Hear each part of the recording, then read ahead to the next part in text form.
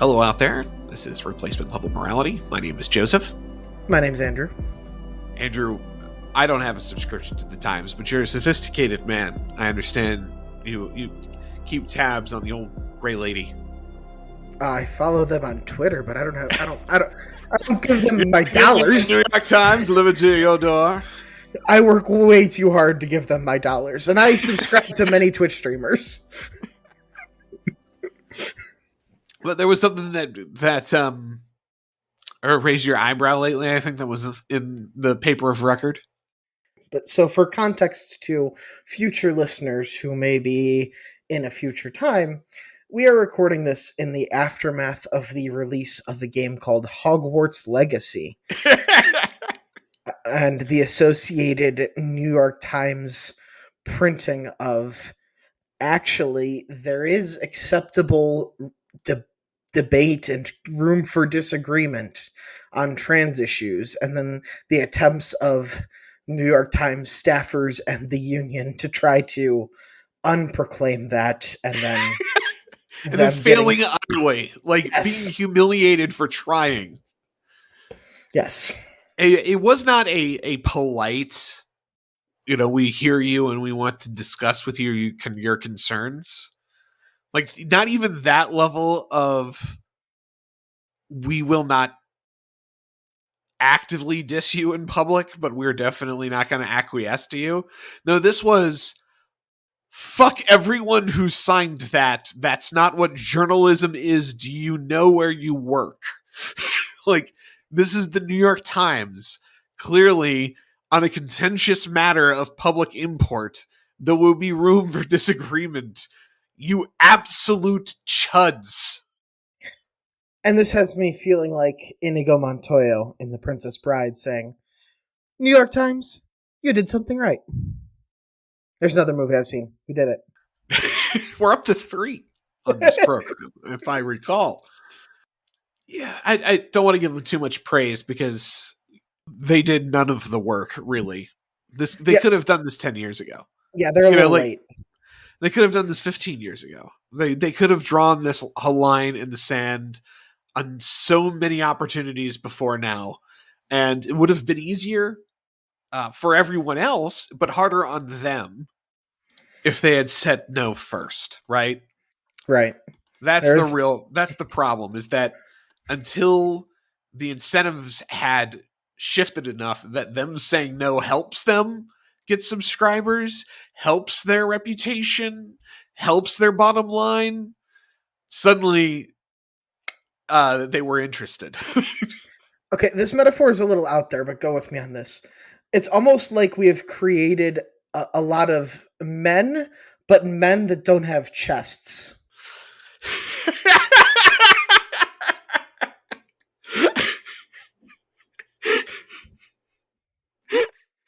That's pretty good. That's pretty good. I, like you, try to be as libertarian as possible when it comes to the conduct of anyone within the avenues of their life that affect no other person. You should have the right to live the life you wish, and to the extent that you have friends and family who are willing to entertain whatever path you take in life, that you should embrace that acceptance and joy, and I wish nothing for the best for you. Okay? So with that out of the way, there are still some choices that are fucking weird. that are not necessarily healthy representations of reality that others should see or seek to emulate. And there's a big difference between tolerating things out of I think, well-placed sense of libertarianism, and maybe letting that drift into folks not knowing where their place is in the social hierarchy here. Yeah, I think there are several distinct issues that need to be sorted out. So the first is, and probably the area where we have the most disagreement, is adults choosing to be trans as an adult decision that they've come to this conclusion and they're doing these things. I have less than no problem with the existence of Deirdre McCluskey. I am a big fan of Deirdre McCluskey. I have no problem calling her trans because calling her a she, because I think it's part of politeness to call people as they want to be called. It doesn't negatively affect me. Her writing is wonderful, and I will continue to read it as long as she puts out new writing. And there are, I say this term with the most affection for the shock jock archetype, but there's a whole brand of conservative. I am going to not use the person's name because I can, that I find extremely distasteful. I used to be much closer to where you stand on the issue. I believe I would say that I had started where you are in terms of my willingness to just accept the adult decisions that folks want to make and to be infinitely polite and civil in regards to those decisions, because that seems like the right civic attitude to take in a free society. So I understand where you're at. I was once there. I believe that what we have witnessed is the consequences of that goodwill essentially being abused by folks who took things too far, who accepted that kind of agreeable acceptance from everyone as an invitation for someone else to do something that was beyond the pale. There's certainly a lot of that. And issue number two that I would say is, as I said during the COVID episode, is the illiberal approach to this is too important to have a disagreement on. That Yeah.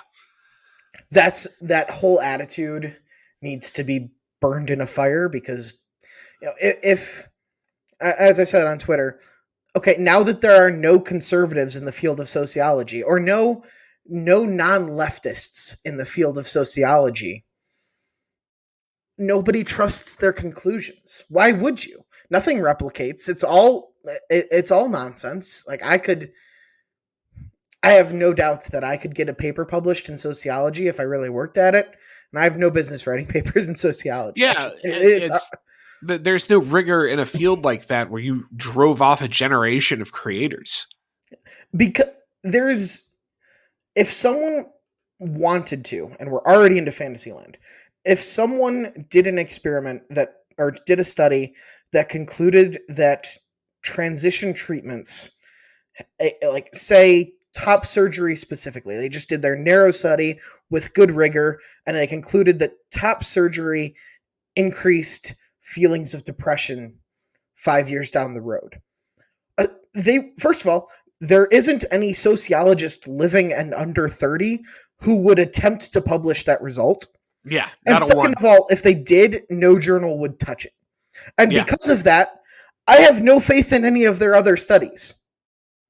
I know for certain that you would not even dare publish a null result on your positive hypothesis. You know, like if your hypothesis, everything is sunshine and rainbows, and you get the null results, and you wouldn't tell me, and I know you wouldn't tell me because you've told me you wouldn't tell me, because you've talked about with such certainty, as you said, about how we can't even debate it. Only a liar would do that. Like only someone with an indefensible perspective, an indefensible position would do that. And that's where we start with this. Like, this was never going to hold. I was listening to an incredible episode of Econ Talk earlier this week, where the guy just proposed very nonchalantly, academia as a concept is only about 60 years old. Hard to imagine it failing more spectacularly given the institutions that were set up. So just do something else. Just build other institutions for generating scientific knowledge because this one doesn't work. It's not that old. We can still toss it out. I don't know. We can't toss it out. Like it's still going to be there, but it's certainly true that it's not generating knowledge in a meaningful sense. It's not adding to what humanity knows outside of STEM. Like physicists, That's just it. Like it is scientific inquiry for hard sciences has to be completely removed from the concept that somehow you can have rigor and the same standards in soft sciences. Like that's possibly a fucking thing. That someone with a PhD in sociology is anything near to the equal of someone with PhD in chemistry. and even medicine. Like medicine, people do not understand this, but in statistics and economics, people make jokes about what bad statisticians doctors are. Doctors are people who do their thing very well, and then they try to do studies, and their statistics is horrible. It's just that's a problem. You have to separate these fields, but we give so much credit to MD wrote paper that says thing without separating out. Okay, but do they actually know their stats? Yeah, Is this like actually a valid result? Probably not. MDs, because being a medical doctor is such a hard earned accolade that requires such dedication to so many years of practice and and willingness to do things that other people would find horrifying to even attempt. Repair a heart. Don't fuck it up. Like, A vet friend of ours once described to me that he, as part of his training, he had to work on a suspended cow, and the suspension broke, and he almost got crushed to death by a cow. Jesus.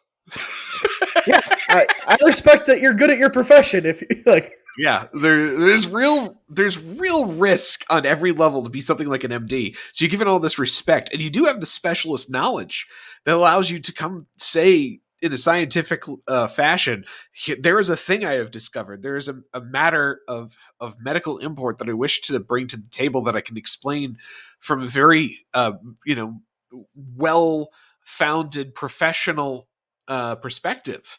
But that doesn't mean you're good at math. Like nothing I just described says you're good at math at all. It means you have a different skill set. Math is certainly part of it, but not in this very narrow way in which you need to have a specialist, someone who understands health statistics, step in to translate A to B. And that is still all of that is still very valuable to any society.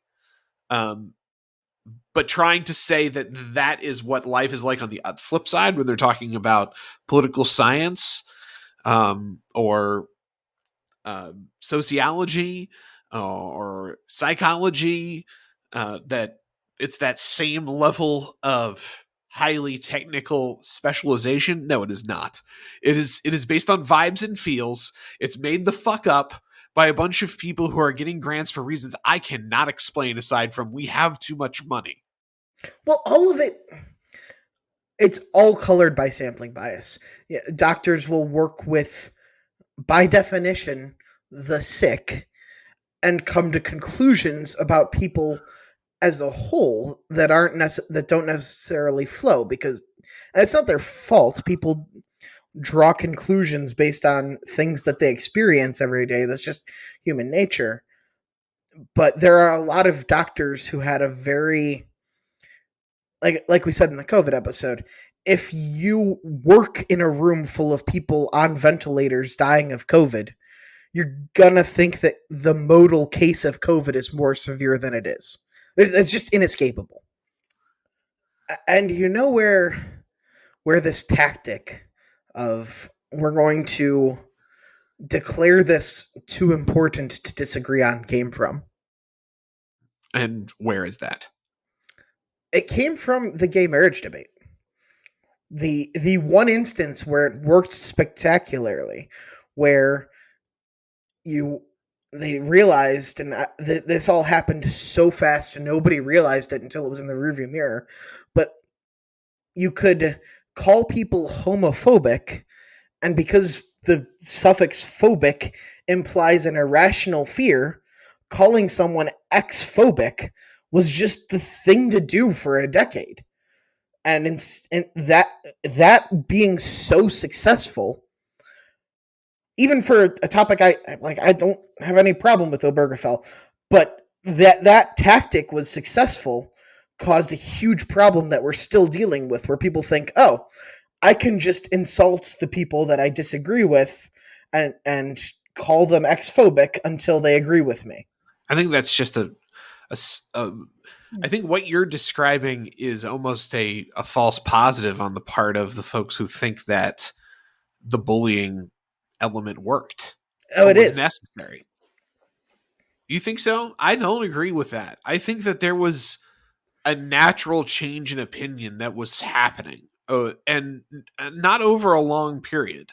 No, I agreed with you that it was a false positive. Oh, okay. Those were not the arguments that won the debate. Jonathan Rauch won the debate.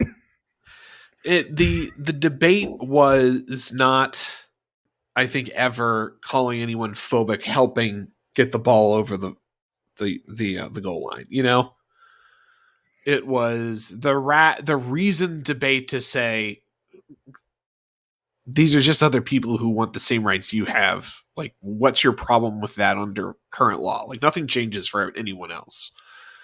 It's just in our own private lives, the same as your private lives. We want to have equal legal, rights before the law.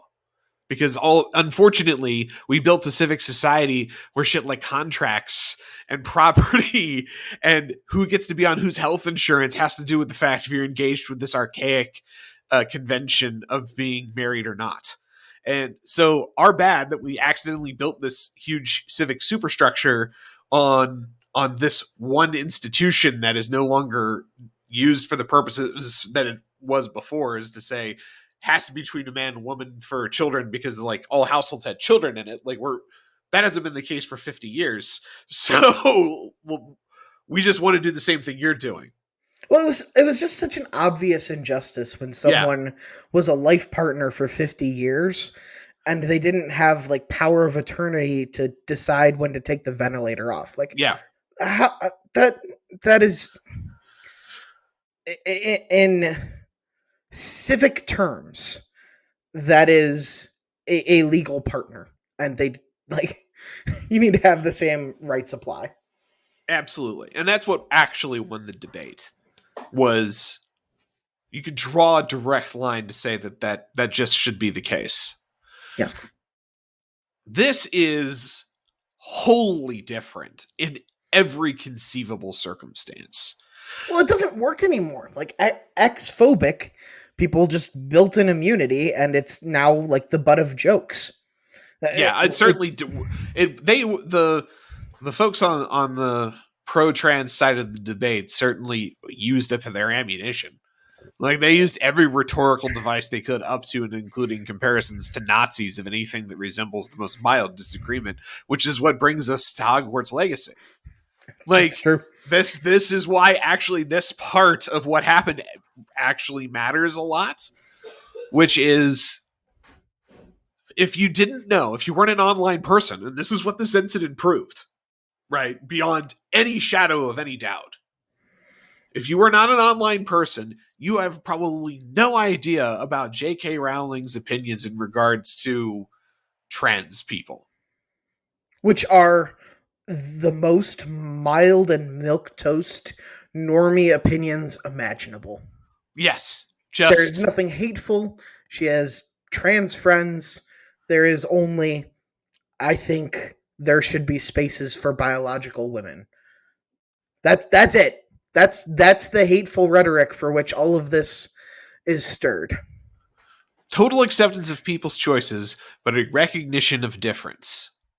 That is what she is guilty of. And not a moral judgment of difference, just a natural observation of difference. And for this, she is constantly defamed, in my opinion, uh, certainly abused and dragged through the mud of all of the online press there is, at the behest of their writers and editors who are overrepresented by these kinds of groups. This happens constantly, and because if you read Twitter a lot, you just see it all the time. If you're on that cutting edge and you decide to consume that unfiltered rush of human information and make sense of it yourself, you've known this forever. And it's your whole world, and you've adopted it as a persona that this woman is the most hateful bigot against trans people that ever existed. Harry Potter is a tainted IP, and no human on this planet should ever in their lives enjoy anything made by this IRL witch ever again. Meanwhile, everyone off Twitter is continuing to go to Orlando to ride the Hogwarts Express, and and Universal continues printing money with the IP. This is contained to Twitter, and before Twitter it was contained to Tumblr, until Tumblr banned porn and unleashed all these idiots on us. Yes. We'll never forgive them. It is strange how so much of the social weirdness we see in real life spaces goes back to fucking Tumblr banning porn, and that service, burning to ashes immediately, and all of their users deciding to show up on Twitter. Yep. But and go ahead. And that leads us into, I guess, what I would consider part 3. Let's talk about Abigail Schreier. She was writing for somewhere prior to writing the book. She had some kind of life before the book where she was in media.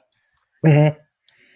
And she wrote the book because she was so concerned by what she saw that she didn't think other people would believe it unless she just wrote it all down and shipped it off into the universe to say, do you all know about this or not? And the most important thing that she revealed, which was news to me, was that prior to, say, 2010, being in those days called a transvestite was an entirely male to female phenomenon. Yes. 100%. Almost to a person. Correct. This was completely mind-blowing to me, who has grown up probably a couple years before the large explosion in FTM transitioners. And what Abigail describes is just a wave from a statistically immeasurable percentage of the population who identified as female to male transitioners to 5%, 10%, just a staggering jump from 0 to greater than 5. It's a clear case of social contagion. Yes. It just could not be more evidently true that this was a social contagion that took off in this place as a consequence of just a few people plucking it out of the then early social media internet. Yeah. A lot of this is Tumblr's fault. What was more shocking to me than the revelations in the book about what happened and what the reaction was has been the attempt by the entirety of the mainstream media to present her as a crank for having documented it. And not even indefensibly so.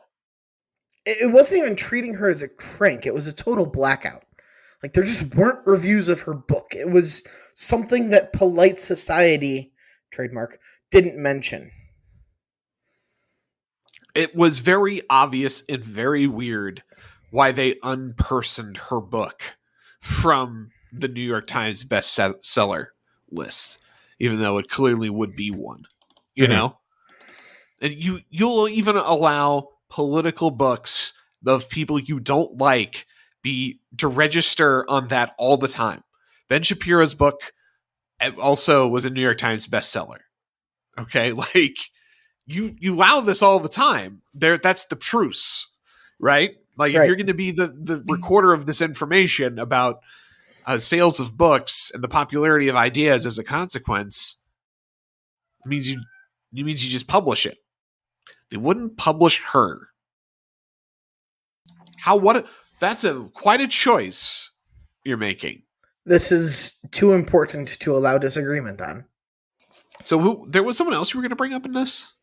Yeah, this total media blackout leads to the greatest title in the history of titles, The Evil of Banality by Jacob Siegel, which is this wonderful Substack article about how it's just vaguely low status to care about an increase from 0 to, wish I had the number, but let's say 8% just for funsies. This like thousand-fold increase in the number of teenage girls identifying as trans. As stated up top, I am quite comfortable with adults choosing to live differently than me. Libertarianism is a philosophy for adults. It is. And that's where you and I come together very quickly and very firmly. Yes. Where we have some distance on where should society's tolerance be. We have, a touch of distance on the sort of moral element. Here we are simpatico. The moment this started to reach into spaces that are not fully occupied by legal adults, that's when it became something that was definitely not okay. And say someone identifies as trans for 3 years and then decides not to because people change their mind about things they decided when they were 14 all the time. That's fine, provided that they did not make any particular choices that are irreversible. And then suddenly, that's what you're introducing into the conversation. That you are introducing it at the fastest speed possible, and then you make the insane choice to stake out as your position that you should be able to pursue it steadfastly against the wishes of the parents if you so deem it to be necessary. And that did not survive for long. That's where suddenly it became a problem. We talk a lot about white social progressives rapidly losing Black and Hispanic communities. This is how. This is acid to their Yes. to their support of the Democratic Party for good reason. And it only ever survived by total capture of elite institutions because the New York Times was scared to talk about it at all for, I'd say, like 4 years. Yeah, I would say since 2018 is when it really started to be a problem. This all has severe moral panic vibes, but not in there's a moral panic about this. There is a moral panic about letting people talk about whether or not this is a good practice at a society level. I mean, and they only have themselves to blame, to be clear about my position here. Okay. Oh, absolutely. Like, there was so much grace that folks are willing to have about the way you choose to live your life among adults in this country. It's unlike any other place on the planet when it comes to that. We are special in that regard, where we really try hard not to be in each other's business about what we choose to do in our own time. As long as you're not in an HOA. As long as hey, going into the HOA was also a choice. It's true.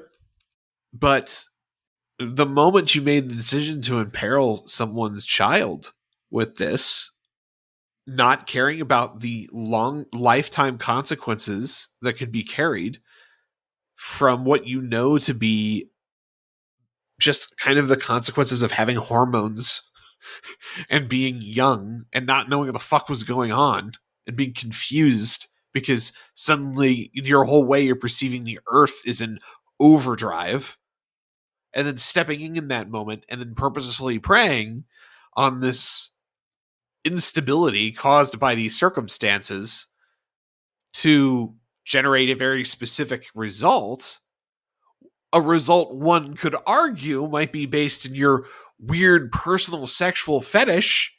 Well, that's when the tolerance ends. That's when it's over. That's when we've got to kind of take a step back and decide maybe things need to be different. Yeah. I am convinced that this period in history will be looked on akin to lobotomization. Just there is undiscovered science about people with gender dysphoria. I wholeheartedly believe that gender dysphoria is a real thing. Otherwise, there wouldn't have been trans people in 1950. They were called transvestites then, but they're out there. It's a small. There's a whole historic record Mhm. about the weirdness of people and their gender roles in a particular society. As long as societies existed, there's been this rogue elements where men have done the jobs of women and women have done the jobs of men in that society, and then there's a record of it. Like, we know this is a cycle that repeats itself. It's part of being human. We get it. Okay? Like, that's fine. That's fine. There's a medical theory that the the root cause, since they haven't been able to find genetic markers, is uh, a pregnant mother's pregnancy system will slightly misfire and will douse a male child in estrogen or a female child in testosterone, like by accident. Like it just gets the wrong one, and then they come out of the womb and they never quite feel like their gender. I want there to be real scientific progress on the best way to treat what sounds, by all accounts, to be something quite miserable to experience. Yes, that no one likes these sensations, these feelings, however it is that they occur, whether it's a literal part of the development process that we can actually isolate and know about, to something that's more, uh, shall we say, has more compound inputs in terms of why it is the way it is. Maybe it is part development, part environment, part who knows. Right. And there's certainly, at least recently, an environmental aspect of, this the same phenomenon responsible for a bunch of teenagers on TikTok thinking that they have Tourette's because they watched a TikTok of someone with Tourette's. That's a similar phenomenon at work, and everyone kind of knows that. You just weren't allowed to say it until 2 weeks ago. Thank you, Barry Weiss. You're a hero. We don't deserve you. There are definitely some torchbearers in the reasonable part of the discourse on this. Barry Weiss is certainly one of them, and she rolled the hard six on a whole bunch of stuff. Like, she went into the Times swinging and did not survive the experience, but came out stronger. So and she had a whole story arc. That's great. But yeah, she's certainly out in front of it. Like, And people will use that as an example of cancel culture is a myth because sometimes they come out stronger on Substack. But for every Barry Weiss, there is 10 people you've never heard of who got fired and then never had careers. Yeah. Had to go hope that someone didn't Google their name before calling him up on their resume. And there are 100 people who never said anything in the first place. And that's the real, like, you can't cancel J.K. Rowling, you can't cancel Dave Chappelle, but people see what they go through and just decide, I'm going to keep my head down. And that was the piece of the Hogwarts Legacy element that maybe we didn't mention. And the reason why it's important. Turns out, that's going to be the biggest video game of the year. Yep. Sold millions and millions of copies. Pretty good from what I understand. People played it. I haven't had the opportunity myself. I've told myself I'm not buying another video game until I finish Red Dead Redemption 2, which might take a while, but I love Westerns and I need to finish it. And that's because this weirdo niche internet shit about J.K. Rowling is something most people don't know about. They buy the Hogwarts game because they wanted to play it. Like, Potter's neat, and they grew up reading the books and watching the movies. Yeah, so like now you got kids who watched the movies 15 years ago, who are like in their the late 20s now, and they're like, yeah, hell yeah, PS5 like action adventure Hogwarts game where I'm like rolling around and I've got like a cool combat system. So, but it's like I'm in Hogwarts. I'm like rolling around and I'm in fucking Slytherin and shit. Hell yeah! Like that's it. That's the impulse to buy the fucking game. That's who it was targeted at. Like the demo of like 13 to 28. And as an aside, where has this game been for the past decade? Like, Star Wars has been doing, you can be a Jedi since before like around when I was born. Well, you got to remember they did the games for the original movies, but it was like on PS1, PS2 era, okay. You know, like, and they were pretty simplistic. I don't know these games, but and they weren't very good, and so that kind of like tainted the idea of a Hogwarts video game for a really long time. And then it became kind of like mobile trash, like got the IP, all of that. And nobody really wanted to do anything with it until WB had this resurgence in their video game department. And they got a little bit more aggressive and they got a little bit more money. And they're like, we want to do a Harry Potter game. We already own the IP. We don't have to get the fucking IP from anybody. We got it right here. It's right here. We can do this. We don't have to ask someone else. And so they fired it off, and it's very good.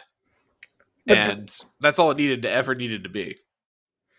And the Twitter exchange that kind of sums this all up was some large streamer said something like, I will ban anyone that talks about they don't even refer to it by name, which is unbelievably ironic that there is a game which shall not be named and it's set in the Harry Potter universe. Irony is dead. Anyway, Gnome Bloom, all praise upon him, replied, so you're going to be compensating all the smaller streamers for the revenue that they don't get if they choose not to stream this, right? Like, that's what you're going to do, right? Yeah. Like, you're going to pay for the consequences of your rule, right? There's too much pressure from the normies. You're like, no, I want to pay people to stream this game in the universe that I like, and I don't care about J.K. Rowling one way or the other. I really don't. I know so many left of center people who are loving Hogwarts Legacy. Revealed preference or GTFO. And it's interesting that act of cultural breakthrough is what seems to have sobered some folks up that needed to realize how little actual purchase and power this trans ideology they wedded themselves to for the last 4 years actually has. And they really can just kind of check them and they'll have everyone's backing to do so. And that's all it took. It's all it took was, there's not actually very many of you. So, in pure real numbers. So we can just oppose you and we can start pointing out the problems here and we can report on it and we can deal with this. I mean, I first heard Meghan McArdle make her point about the amount of people involved in a cancellation could not fill a football stadium. I first heard that point a decade ago. Yeah. It's not that many people. No. You just have to tell them no. And it turns out telling them no was the easiest thing you could do all along.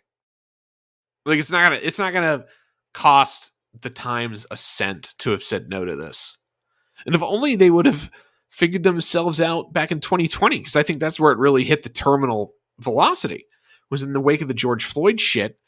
And then the Times specifically printing that op-ed from Tom Cotton about like if these police departments are going to control these riots and send in the National Guard, an objectively understandable and defensible take, even if you don't personally agree, even if you think that like the circumstances don't rise to the level, even if it was legally permissible, that it should happen, that it needs to remain to the maximum degree possible the locality that is responsible for that, because that's a hard lock separation between the states that you want to maintain as much as you can, you know, across that bridge. I get that argument, but it was still defensible.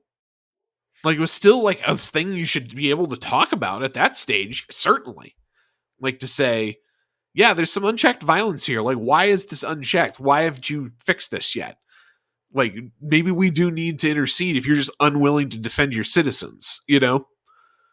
And that the being printed would lead to what it led to.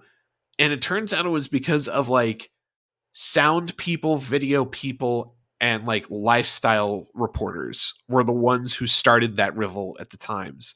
And all of the hard news people and actual opinion people didn't understand the objection and didn't understand what was going on and why no one was defending them. And it goes back to what you said at the beginning. Like, you are journalists.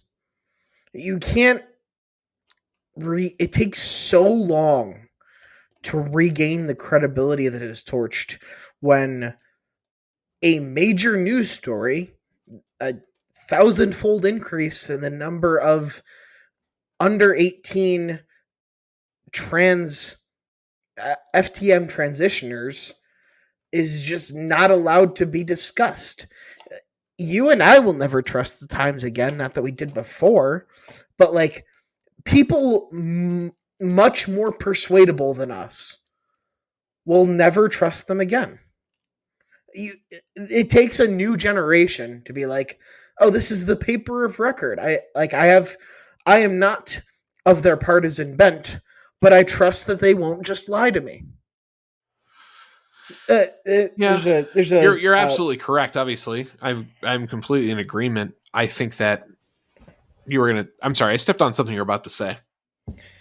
There's a Scott Alexander piece that I've read a dozen times about bounded distrust, where it's like, you know, the rules of the lying to people game.